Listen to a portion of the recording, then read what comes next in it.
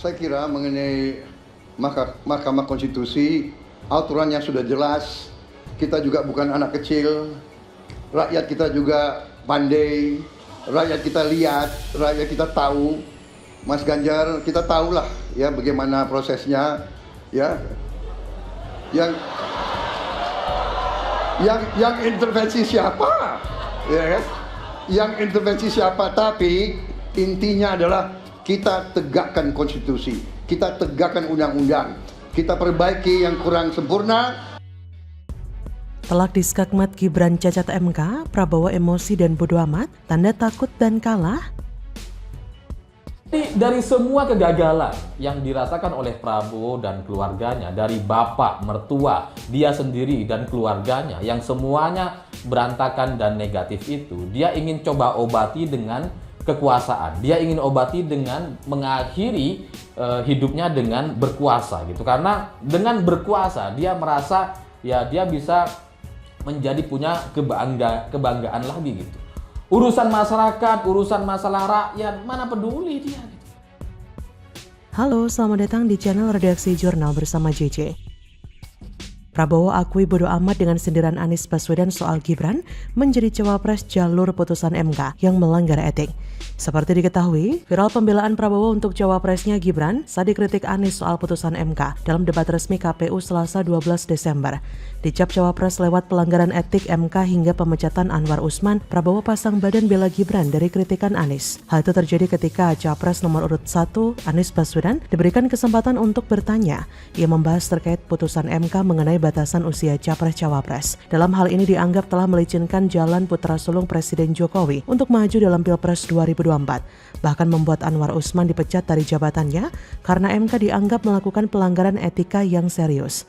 Anies mengajukan pertanyaan terkait perasaan Prabowo setelah mengetahui adanya pelanggaran tersebut. Merespon pertanyaan, Menhan RI menegaskan bahwa putusan MK yang melanggar etik tak bermasalah secara hukum. Lebih lanjut, dirinya juga menegaskan bahwa keputusan MK bersifat final dan tidak dapat diubah. Usai mendengar pembelaan Prabowo soal dirinya, Gibran pun tampak memberikan standing applause. Tak hanya itu saja, yang menjadi sorotan wali kota Surakarta itu berlagak seperti pemandu sorak, mengajak relawannya untuk meneriakkan dukungan. Sontak, hal ini menyita perhatian netizen dengan mengikuti sindiran Anies soal orang dalam alias ordal. Melihat pernyataan Anies, banyak netizen yang sepakat bahwa fenomena orang dalam memang menjengkelkan dan meresahkan. Bahkan melihat tingkah laku Gibran yang sangat energik memberikan semangat, banyak warganet yang menunggu debat cawapres. Apakah Gibran akan sesemangat itu?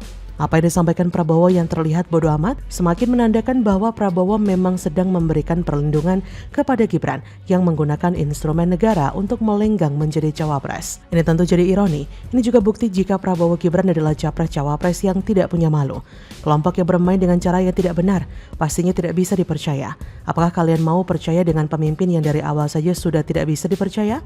Kalau terbiasa mengubah aturan main demi mengakomodir kepentingan, biasanya akan menuju ke arah karakter otoriter.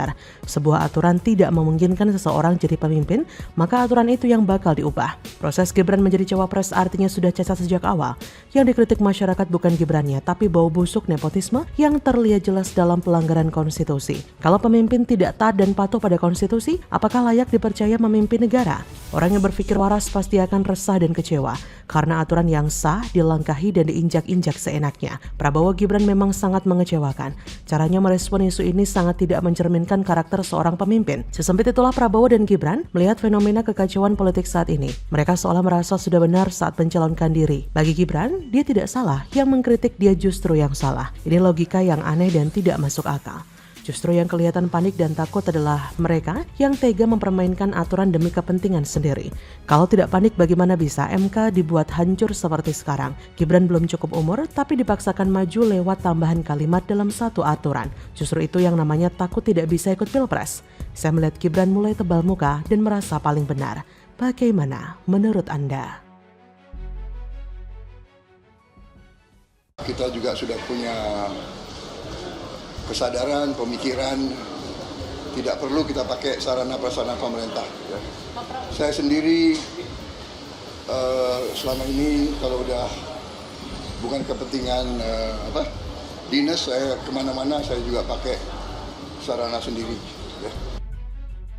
Pembohong, Prabowo seenaknya pakai fasilitas negara untuk kampanye di Sumbar, naik helikopter TNI AU, enak bener kubu Pak Lurah.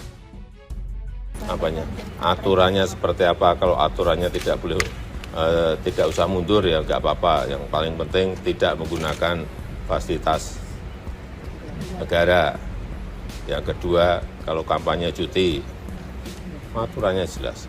Aturannya harus cuti, Pak. Kalau cuti, apakah nanti kementerian lembaga tetap akan berjalan? Lalu Bapak terganggu nggak, Pak? Sistem birokrasi kita ini sudah mapan. Tapi pasti diizinkan, Pak. Kalau menteri mau nyapres diizinkan. Izinkan lah.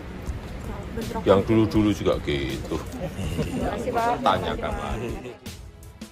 Halo, selamat datang di channel Redaksi Jurnal bersama JJ. Dugaan penggunaan fasilitas negara untuk berkampanye tengah dialamatkan kepada Capres nomor urut 2, Prabowo Subianto, jadi viral di dunia maya.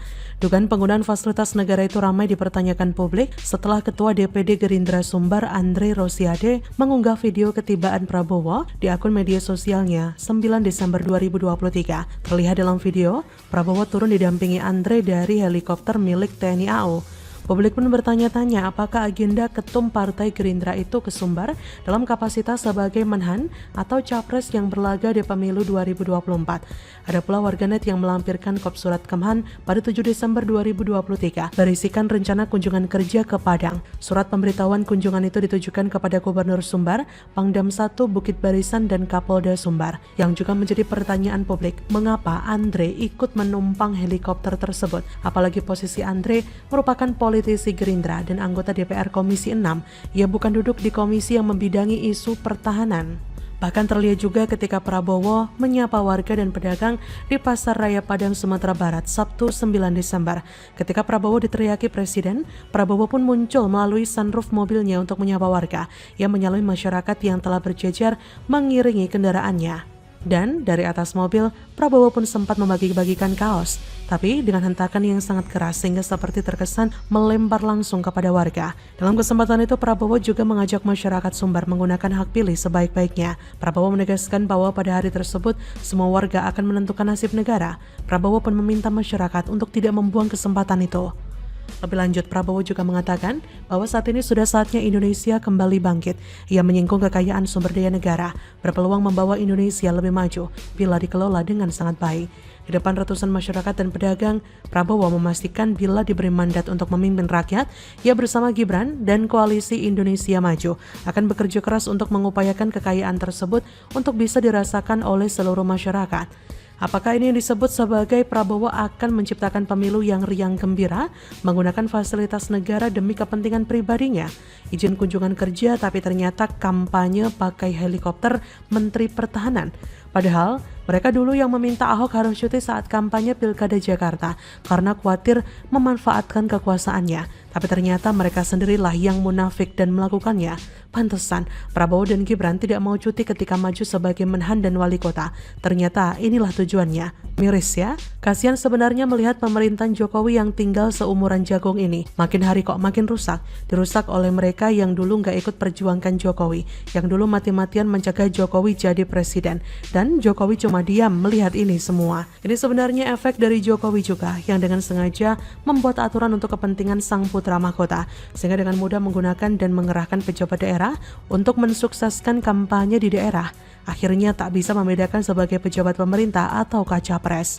Bahkan kampanye Prabowo juga turut didampingi Ketum DPP Partai Demokrat Agus Harimurti Yudhoyono, Ketua DPD Gerindra Andre Rosiade, Ketua DPD Demokrat Sumbar Mulyadi, Ketua Dewan Pimpinan Cabang Partai Gerindra Kota Padang Ferry Mulyadi, hingga Bupati Tanah Datar Eka Putra. Padahal sebelumnya Prabowo berjanji dirinya tidak akan menggunakan fasilitas negara untuk berkampanye pada pemilihan presiden 2024. Pun Presiden Jokowi juga menyebutkan tidak membolehkan capres untuk menggunakan fasilitas negara. Tapi apa kini? Apa yang ada di depan mata? Beginilah kenyataannya. Ya, beginilah jika capres yang tidak konsisten dan melanggar aturan yang ada. Yang begini kok masih mau jadi capres dan dipilih masyarakat? Ngimpi namanya. Bagaimana menurut Anda?